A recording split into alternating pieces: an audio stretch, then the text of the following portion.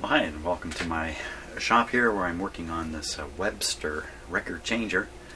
And despite all my best efforts, it still has speed problems related to traction issues in the drive system under the platter here.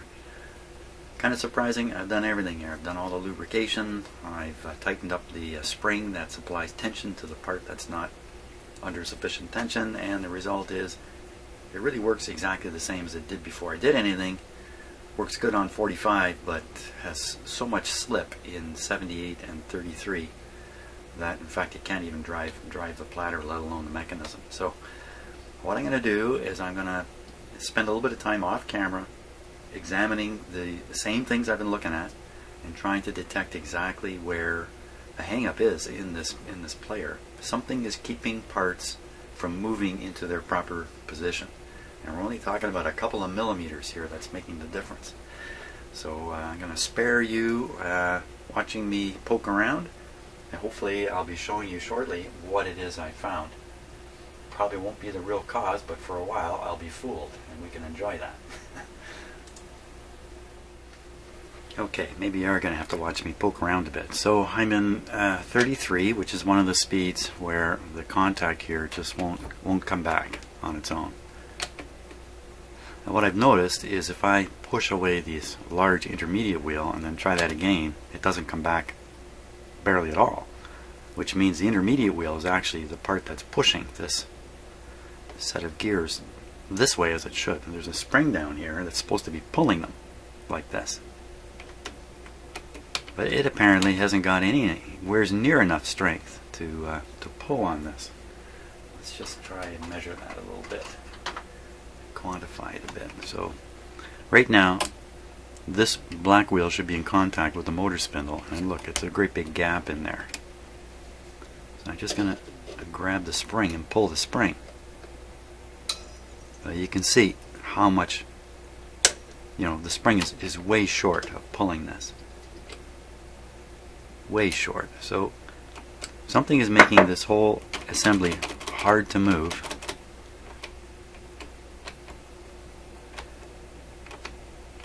And you got me as to what it is so far. So I'm going to continue poking around here. Okay, just a couple of seconds, I made another discovery.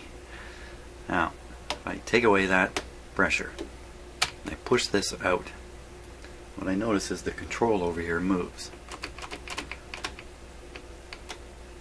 So if I just flip this onto the speed and let go, this is, well, it looks to be just about in contact, but there isn't much to it.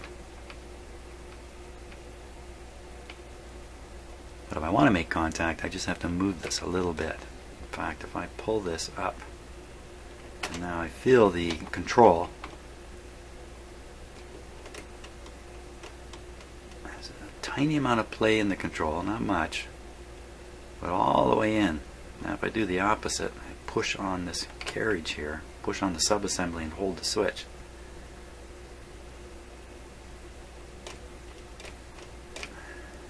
So what I'm trying to reason out is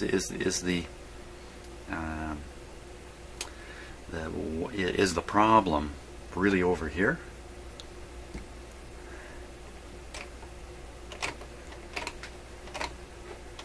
I should just heavy this spring up and put a real whopper in there. Something that's really got a lot of strength. Okay, a sudden flash of inspiration. The whole problem could be related to these grommets and their positioning and the angle of the motor, which is very commonly the source of exactly this kind of problem. And like a dummy, I recognize that there's grommet issues in here, but I haven't put the two problems together until just now. So let's just reason it for a minute. So this one looks okay with the rubber one and the black one underneath, and likewise for the one over here, it's the one back here. Now that's going to rock this just a little. It's going to actually drop this back corner slightly. What's that going to do? Okay, so if this whole, yeah, you know what, I can't do anything because all these parts are on the same assembly. So if I tip and aim this assembly differently, all these things go together. They're all flying in unison here. So that idea, that's a dumb idea. It would affect how this meets up with the rim of the platter, but it's a no great deal. Well, it was exciting for a moment there.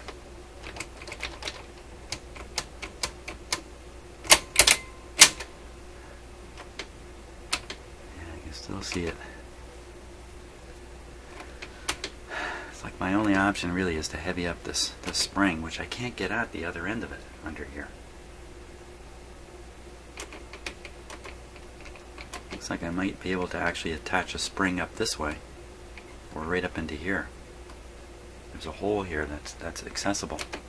Oh, but then I'm gonna, no, that won't work because this is gonna move. Oh, look at that! I can get at it. Huh. Okay, fantastic. So let's just try. Oops, let's try a stronger spring in here. Something with a little more.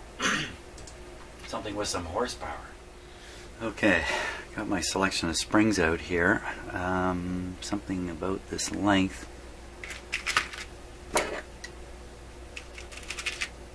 But with a lot more strength.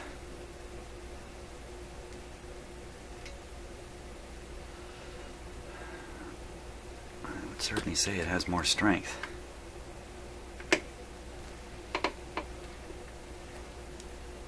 Now let's put it in. Put her in and see what happens.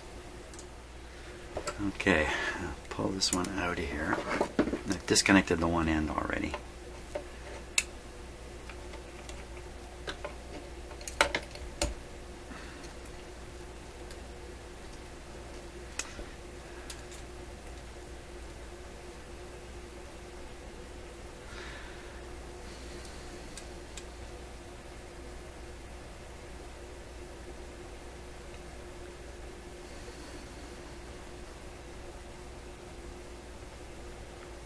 Need to make a little hook here. At the same time, you don't want to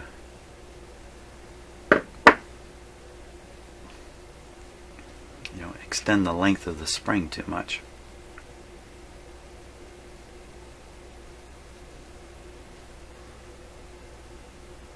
I don't think I can get that in there yet.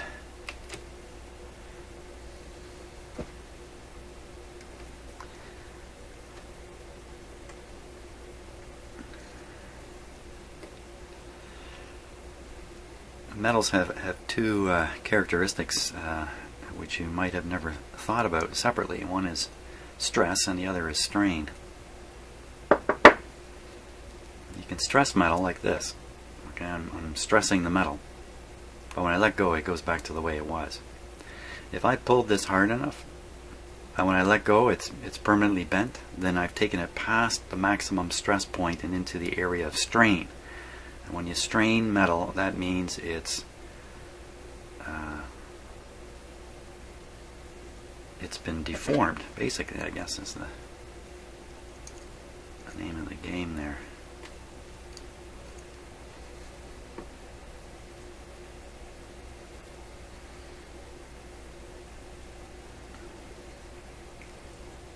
This one I just want to kind of make it so I can slip it through the hole down there.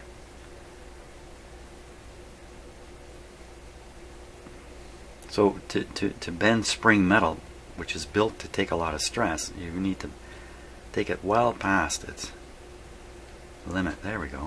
I think that's going to go in there. This got a little long here, but let's. So what we got, let's give it a try. Okay, one end in. Doesn't feel like it's pulling at all. Feels like I've stretched the spring too much here.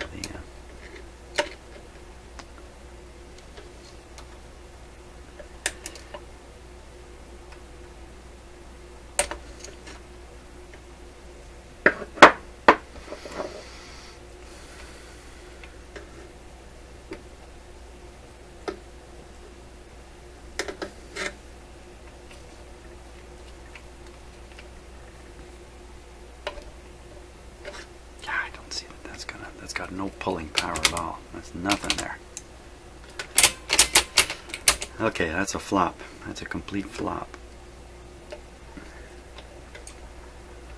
But it is the best spring I've got. So what I'm going to do is I'm going to shorten up that spring and put it in so it's got some tension in it. Okay, so I've trimmed off the ends I had bent earlier, so now there's less end. Let's see if we can put this in.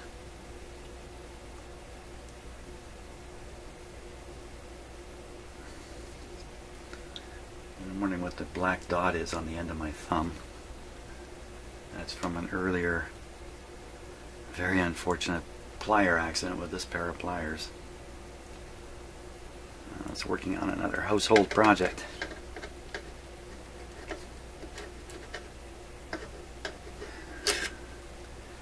Usually pretty careful about recognizing when there's the potential for something painful to happen, but somehow I missed it completely and ended up basically squishing the very end of my thumb.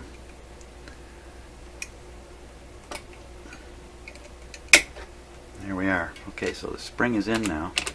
That's a little better.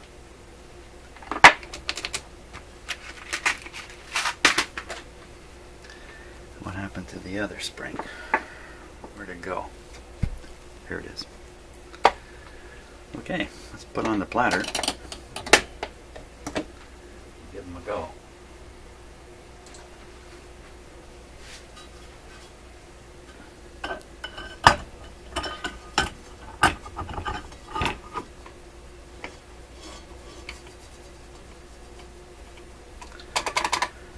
Okay.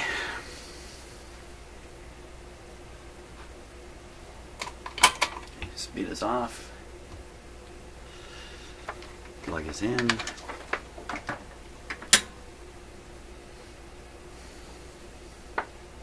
Good.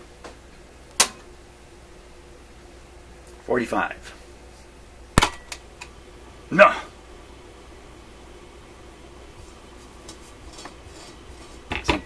Something didn't set down right here.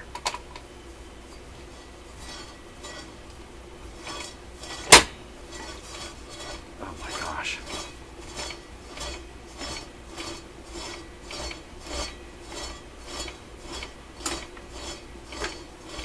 Something wrong here.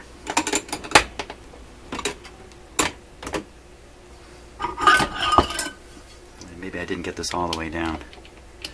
Let's make sure this is off.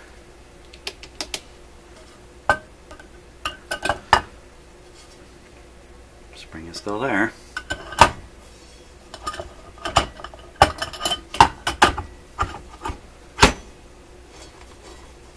don't think I had it down all the way. There we are. Now we're cooking. Now we're ready. Power back on. 45 first.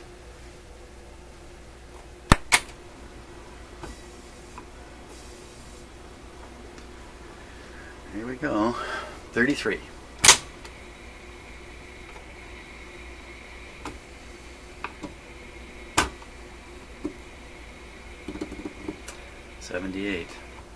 Look at that, I can just touch this control. It's really screaming at something to do with this control here. Or there's just barely any contact, so even a slight bit of back pressure from here is enough to... 78.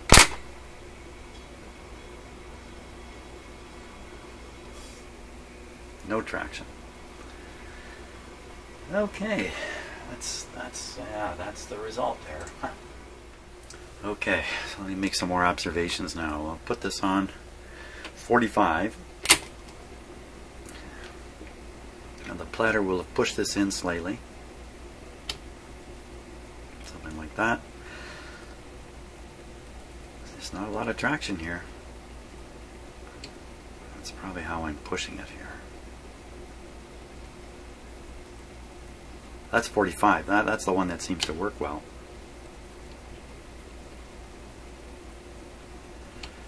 Now if I stop the intermediate wheel, see this one keeps turning here? Tells you the traction between the motor shaft and this is good. Look at that, I cannot even make it stop. Okay, let's try 78.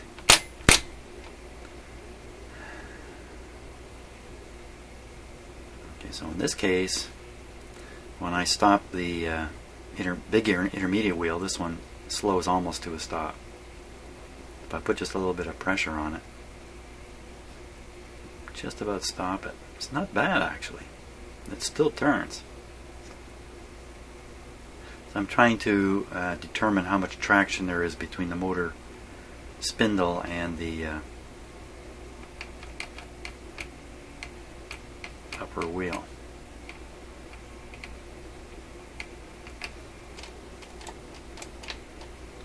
Okay, over to 33.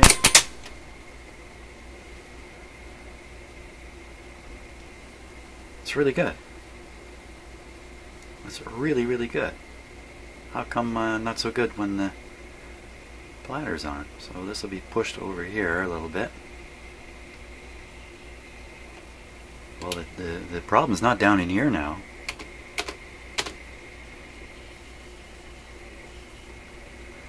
Okay, next I'm just going to do, I'm not really, oh, what? What happened to my video? Oh my gosh, all my cameras are frozen. Kind of a strange looking affair here. My whole software is kind of broken down. Okay, gotta stop and get these guys going again. Don't know. You know what that's from? That's probably from, oh yeah, you can't see my hand, but it's probably from flipping the switch on and off. And I've caused some kind of electrical perturbation to go through the cameras and trip the computer. Let's stop them here. Stop. Well, I've had a yeah, kind of a big failure there in my stuff. I can't get one of my cameras working, so we'll just carry on with this camera for now. I have to probably reboot my whole computer to get her going again. See, it's not only the stuff I'm working on that gives me trouble, it's all my test equipment, my computer stuff, everything. For instance, my office computer that I do all my video work on, I don't do it here in the shop, I do it on another computer. I've been trying to do the Windows update. I'm on my 4th attempt, and every time the computer fails to complete the update and hangs, and then restores the old version of Windows. And it's just driving me batty. Why am I even telling you? I'm frustrated, that's why. So okay, getting back to this now. So I don't know exactly when the cameras froze. So I'm doing all this interesting stuff here. So we're on 33, and if I block the intermediate wheel, this one keeps going. I can feel the drag. I think the last thing I was saying was I'm going to resurface this intermediate wheel. I don't know what else to do at the moment. So, oh, there we go again. It just froze all my cameras. Better stop using the. Hey. It's a rough day here. Let's just try reset and see if that doesn't bring it back to life. Presto, it's back. Yeah, you know what? I've knocked both cameras out. I really don't understand that because these cameras are plugged into different USB ports and everything. There's quite a difference between the one you're looking through and the one you're looking at. Ah, more mysteries. If I'm not troubleshooting stuff here, I'm troubleshooting stuff there. Holy smokes, what a life. Okay. Resurface that wheel.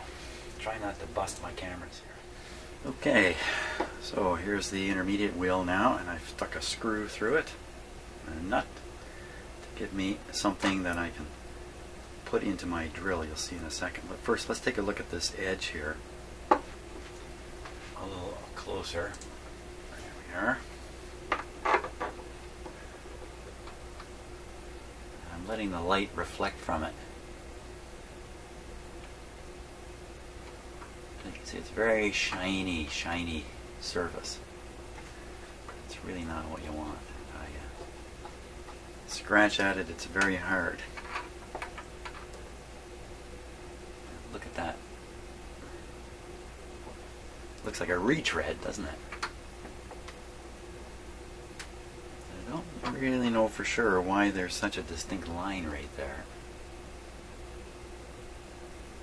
All we need to do is just grind the surface down until it's not so shiny, and then That should do the trick.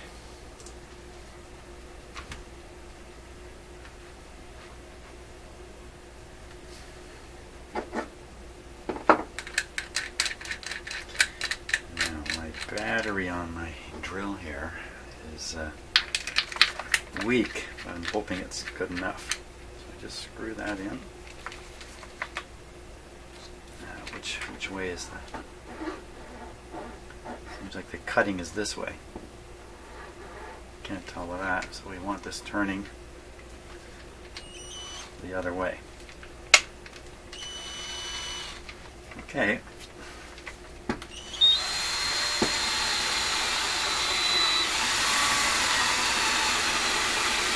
A lot of black stuff now.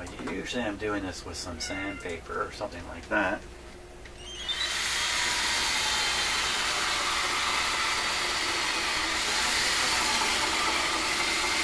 Come on, drill. I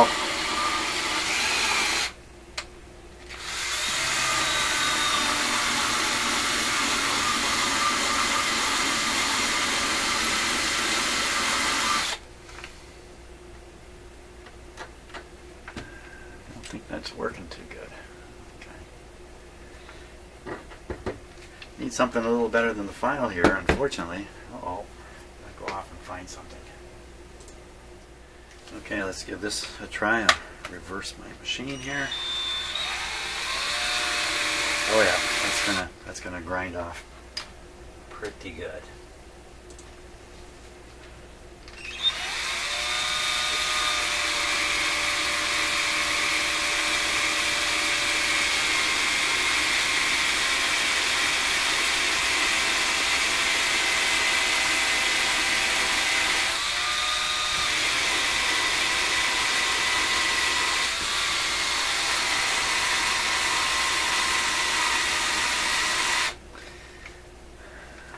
How's that look now in terms of shininess? No shine on there anymore. Hard to look at. It's so black. Okay.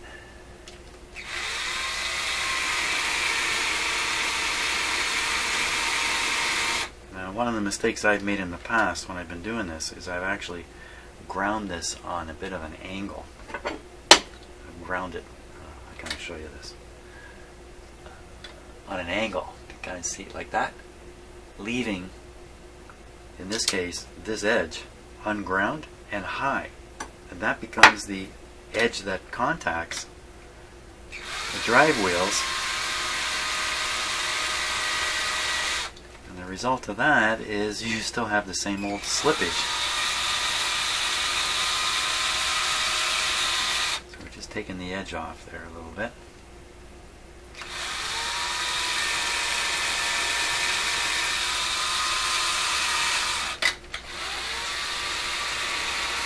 That's what little bit is left in my battery. Okay, so I think now this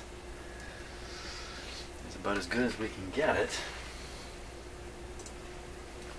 I don't think it's worth grinding it any further. Just about every record player has this problem with the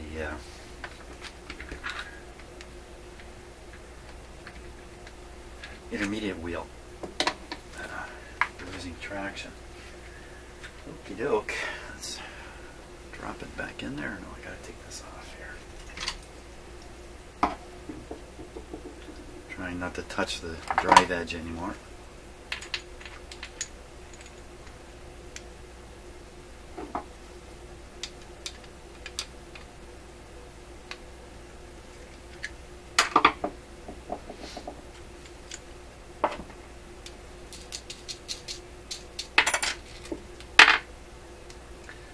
Hey, which way's up?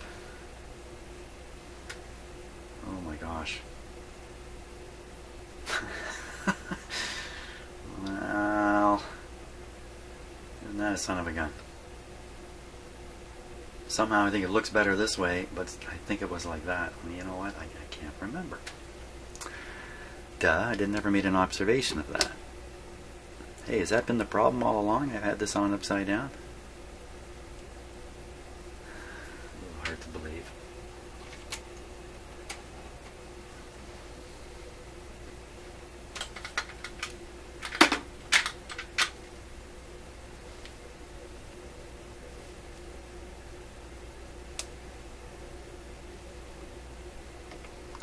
Okay, now the traction between this wheel and this is going to be super, pretty sure.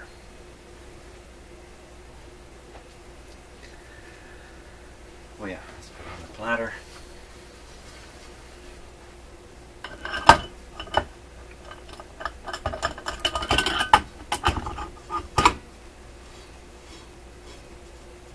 There we go. Okay, now's a good time to put your wagers out. This is off. I'm going to operate the... I'm going to turn this on and off using my switch on my panel up here, rather than the switch down here, since it seems to bung up my cameras every time. So we'll put this on 45. That's the speed that works, supposedly. I hit the power. Camera's still going. Loads of traction. Crossing fingers. Okay. All bets down.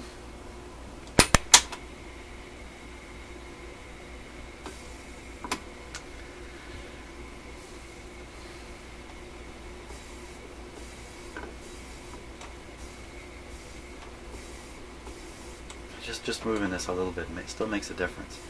It's not too bad though. It's better. Oh, did I just hang up my cameras? No, I said I wouldn't do this, but every time you change speeds you go through the off switch. That's not supposed to interrupt the motor, is it? I guess it is. Sure, okay. Here we go.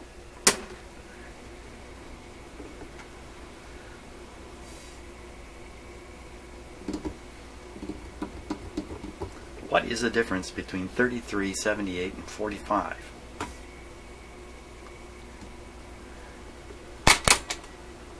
Camera's still going yet. 45 is...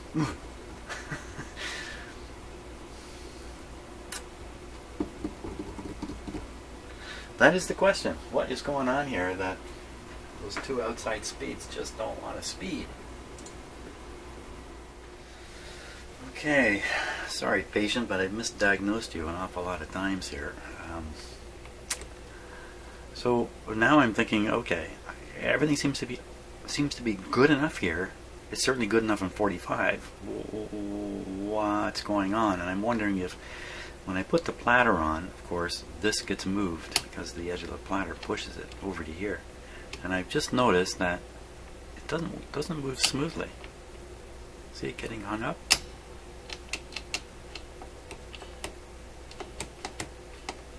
Put this to an off position here.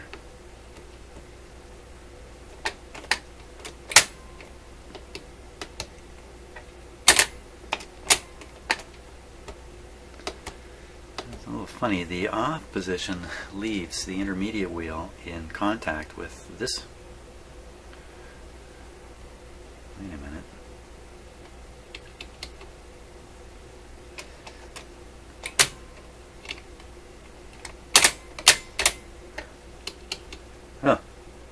Oh, okay. That's something a little wrong there going on. Didn't notice this before. So we're looking at the alignment now of the intermediate wheel with this other intermediate wheel, if you like. And you see how this is contacting the metal wheel. That's in 78. Now I'll go to 45 here. 45, and you can see it's contacting the metal wheel, but it's not in the middle of it, that's for sure. Now if we go to 33, oh,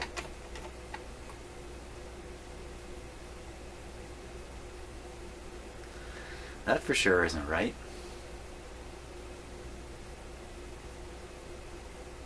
How can that be wrong?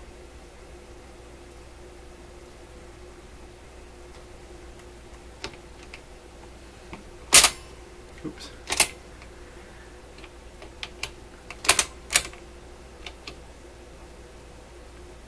I didn't notice that before. Usually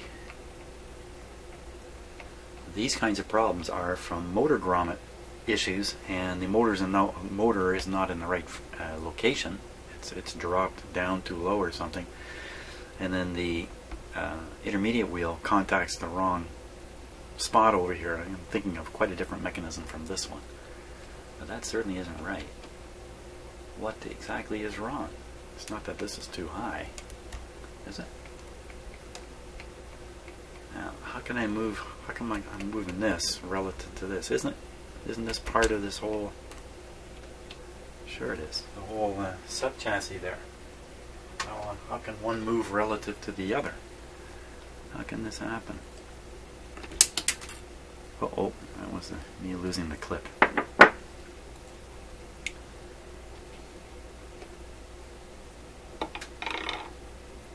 Oh, it's because I put it on upside down. Sure. That's a little better. Gee, how many times have I put this on upside down? Oh my gosh, has that been my problem all along? Now my new problem. Where's the clip? Where did the clip go? Okay, gotta find the clip now. Man. Hey, if there's a mistake that can be made, I'm the man to find it. To shock people too. I mean, I think he realized that there was something shocking about what he was doing, and he kind of embraced that aspect of it. And how did lobotomies? How did lobotomies change the scientific research? Sure. Well, I mean, I think really the most important kind of product of the for crying out loud, sort of scientifically speaking, is patient HM. Wow, lucky. Henry Mollison. I mean, his took me a long time to find it the first time. This thing just flies like a missile. Regions in the brain that were be a little more careful with it. Pretty much entirely mysterious at the time. Nobody knew what they did, and it quickly became apparent as soon as the operation concluded that at least one of the major functions of these regions was to create new long-term memories. And how much of your grandfather's work was based on trying to help patients, and how much of it was done out of scientific curiosity?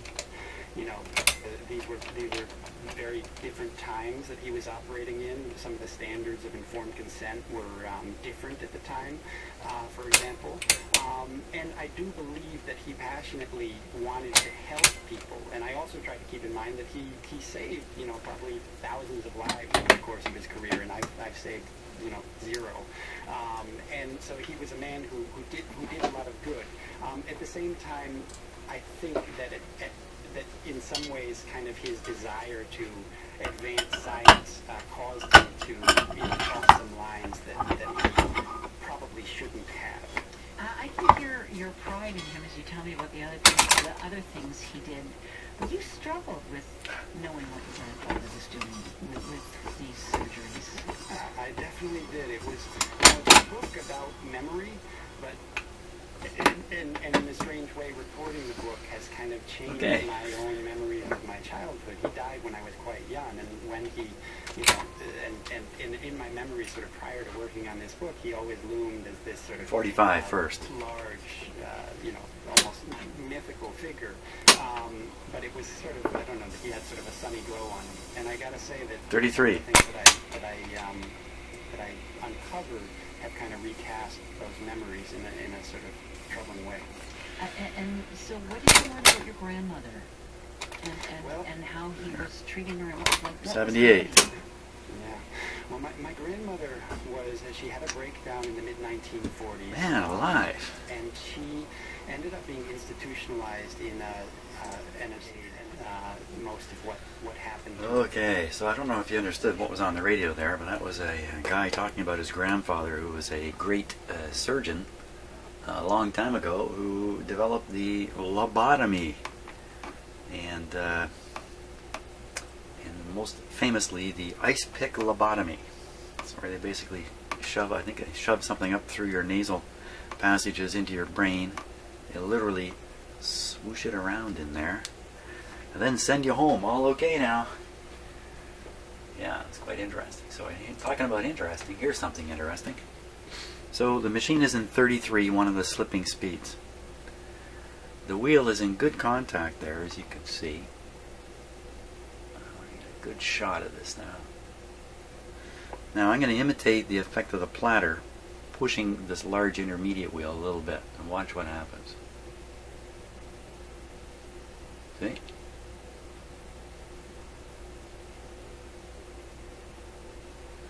So anytime I look at it with the platter off, I see that. But if you put the platter on, it's going to move this wheel just a little bit. Even if it doesn't move it right out of contact, now there's something stopping it.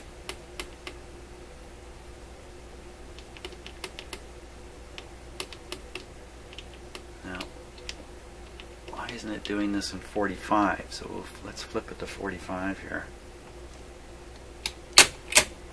Okay, this is 45 now. I'll move it over.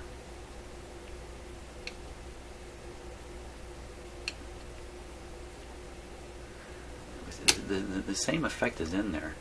You can hear it. You hear this thing getting hung up on something. Hear it. I can feel it. That's for sure. There's something funny going on with this guy here. Let's look at it in 78. And move it over again. It's in contact there, but it would be sitting over here. It's actually, even if it's not coming out of contact, the pressure is being reduced by whatever it is that is going on with this piece. Now, I can't see much of the mechanism here. It's kind of all, or the, you know, the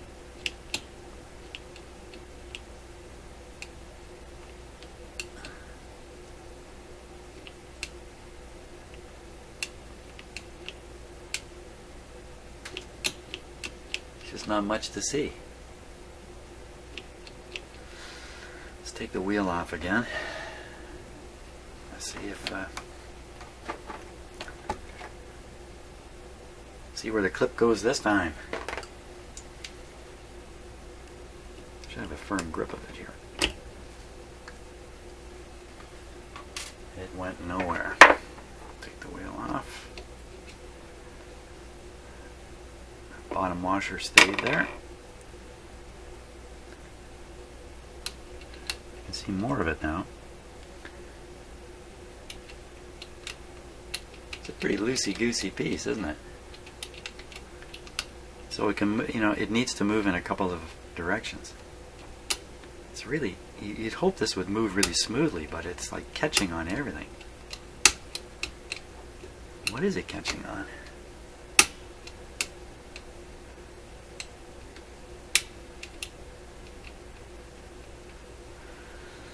Okay, now there's some way in which this is pushed away when I put this into the off position. Let's just see what happens. I'm going to put it to off.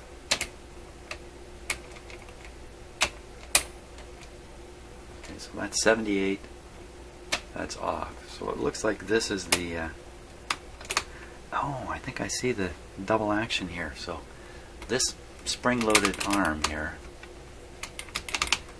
okay, falls into the indent to lock the wheels here into the right selected position.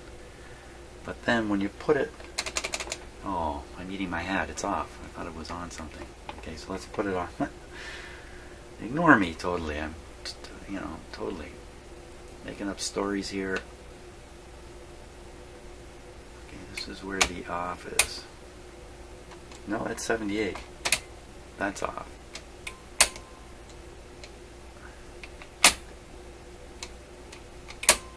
So when it's in the a play position, it sinks further down. When it's in a... no, it doesn't. It looks exactly the same. What I was thinking was that this bar was banging into the wheel here like this, and that would separate the intermediate wheel from the drive wheel. So that's how it should be when it's off. You don't want these things in contact. Doesn't seem to do it. Okay, so that's on 45. This is now off.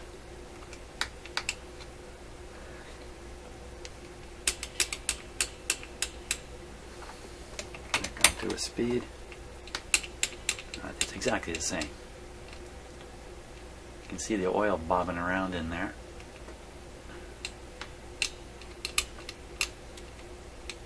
What is causing that?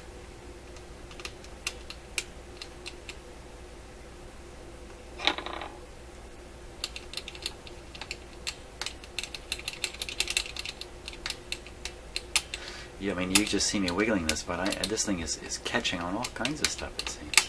Okay, let's look underneath. Let us take a look underneath here and see what we can see. If we can see anything. Okay, I'm gonna rotate this around.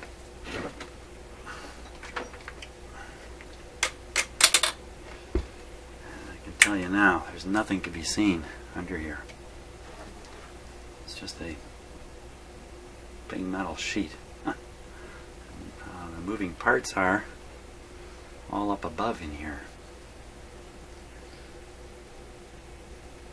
That's it right there. Just get some light in there.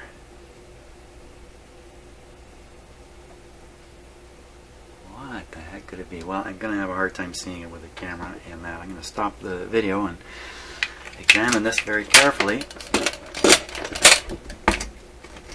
See if I can't sort it out.